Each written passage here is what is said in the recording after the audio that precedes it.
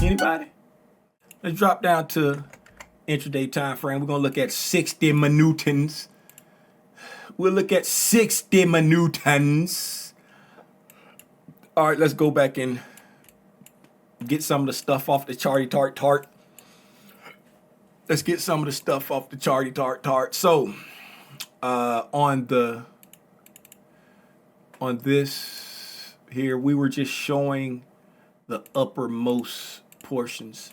We were just showing the upper quadrant and the upper octant, right? That's all we were showing in there, so all those lines won't be showing there. This is where we opened up today, right? This is where we opened up today, and when we came in, we were just showing those right there, and then we were also showing this is lower time frames. All this is lower time frame.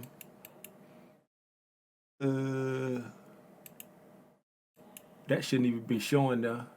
That says it's a 15-minute chart. So why is that showing on the hourly? Let's go back down. Let's go down. That shouldn't even be showing right there. That shouldn't be showing on that 60-minute time frame. That's a 15-minute time frame. All right.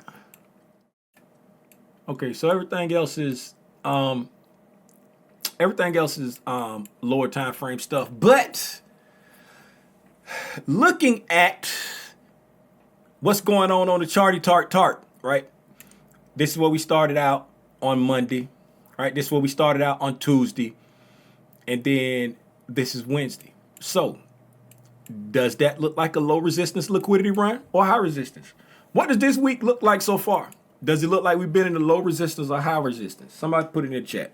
Do it look like we've been starting here? This is Monday. This is Monday's trading. This is Tuesday's trading. This is Wednesday's trading. Do it look like this week has been a low resistance or high resistance week overall based off this hourly chart? Right? Very good. Shout out Tish. All right, y'all give it up for Tish. That's the first one I saw. I see you, Kim. I see you, Black Al Davis, but Tish was the first one I saw. All right. Low resistance. It's been a low resistance liquidity run. We just talked about that on the daily time frame. During a low resistance liquidity run, there's things that we expect, right? We expect it to have just retracements back to a fair value or discount and move. We don't expect these deep retracements overall. Now, during a low resistance liquidity run on a higher time frame, you can get some high resistance moves like we saw this morning as we was doing our tape reading. We had some very deep retracements back to order blocks, you know what I'm saying, sending people to the reset line. We talked about that. They do the Lord's work overnight, and then when we get into the New York session, we start getting all these deep retracements back to the order blocks, right? High resistance move, but in the overall scheme of things, we're still in the part of a low resistance liquidity run, okay? Because we steadily moving toward the buy side, moving toward those anticipatory reactionary points, okay? Now, looking at what price did, like today, right? I'm going to say it again. I'm going to say it again. I don't know how many times I'm going to keep saying, I'm just going to keep drilling it in your head until you get it, right? Until you get it. I'm just going to draw something on the charts, and then I'm going to ask someone to tell me what they have in common, right? I just want to know the one thing they have in common, which should be the first thing that comes to your mind as soon as you see it, right?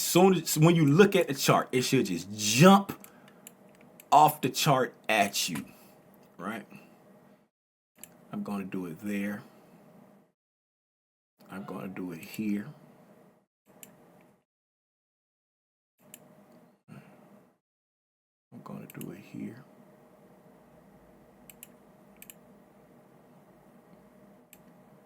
Right? And then I'm even going to do it right here. Just to add a little, just to throw a little flair, a little trick in there. Just to throw a little trick in there. I'm going to do it right here. can't see if there's a space in there or not. Let me see if there's a space in there. No space.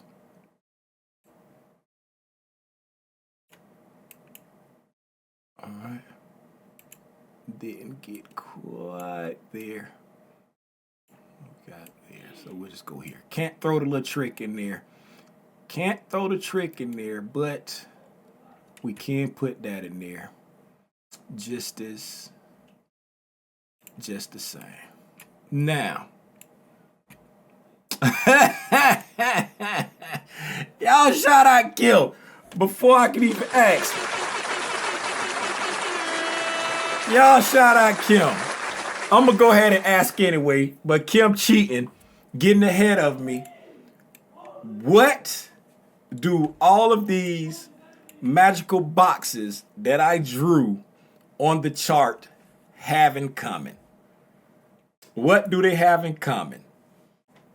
Kim already answered it, but does anybody else want to answer it and give it a try? Somebody inside the Zoom that's not in YouTube and can't see the YouTube chat, do anybody else want to guess? What do they have in common? Huh? No? Y'all just quiet like that? Y'all sleeping or y'all don't know? What was the question, Tim? Oh my God. Oh my God. Bruh. I'm riding. I'm in the car. I'm driving. Oh, okay. Well, you in the car. If you're in the car, we ain't gonna ask you. We ain't asking you because you need to look at the chart. We ain't gonna ask you if you're driving. All right. So they are the first imbalance created in that range. They are the first imbalance created in that range, right? So if we look here as price displaced away here, this is the first BISI that was created, right? We see here price is using it as support.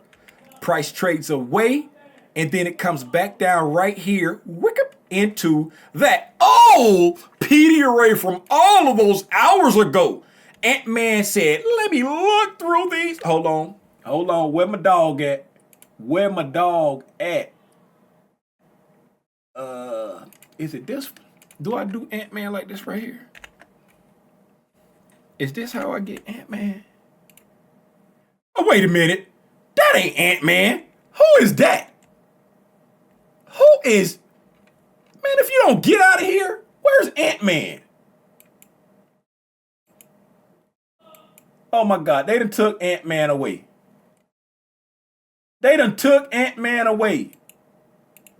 Ant-Man gone. Did y'all see that ugly purple thing? Ant-Man is gone, y'all. They done got rid of Ant-Man.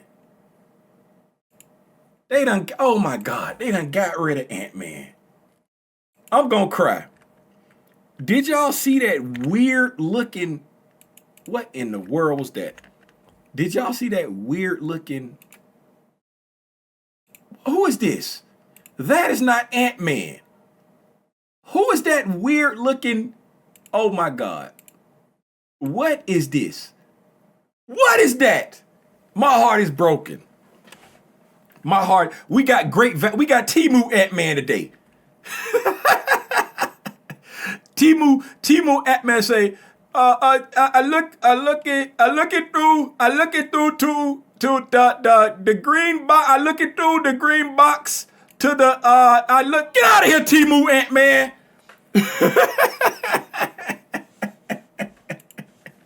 So we come back down to that reclaimed fair value gap. Why? It's the first, right? As price displaces away here, this is the first BISI that it creates right there. You say, Tim, it cut through it there and it went down. Yes, because it went down into that one, right? So price expanded, came down to that one first, right? Then who's next? Him. He's the next one, right? So when price came up and closed above there, it came back down to where? Him. That first, right? And then price went up and it created another first, right? And what did it do? It consolidated there and then it dipped down into that first, right? I was pointing out the fact that there's an inversion right here, but it didn't make it. It fell just a wee bit short of that inversion. And this is what Michael talks about when he says he demands it to give the sensitivity of the imbalance on the left, right?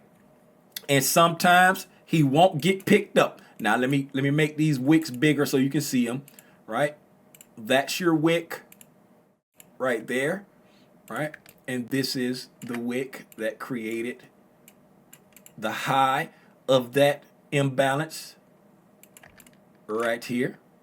Right, that's your imbalance right there. That's your bearish, your inversion fair value gap. And if you look right there, price fell just a wee bit short of touching that.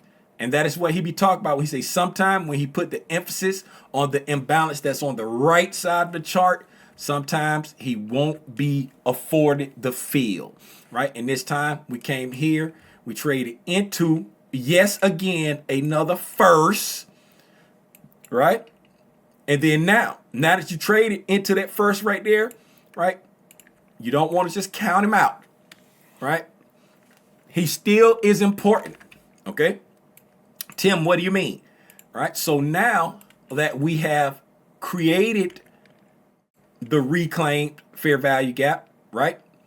Meaning we came up, right? We came up, created it, came in and touched it and traded away. Now, when it come back down to it, we're anticipating it to act as a reclaimed fair value gap if price is still bullish, right?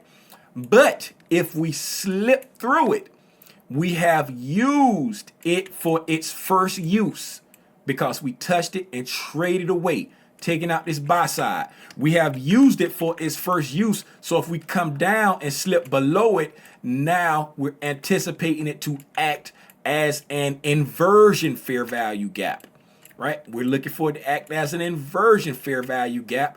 And because it's the first BISI that was created when it took off, if we got back below it, now it qualifies as an inversion fair value gap. So if it doesn't act as a reclaim and we lose it, then we would anticipate it to act as an inversion to push us back down, probably into that sell side at least, or even more. So that's how you can still utilize these old washed up PD arrays because they never go stale. Let him cook! I said let him cook! Y'all do me a favor, hit a like for the algorithm. Subscribe to the channel if you ain't subscribed. Share this out with a friend who might get something out of it too, man. You hear me?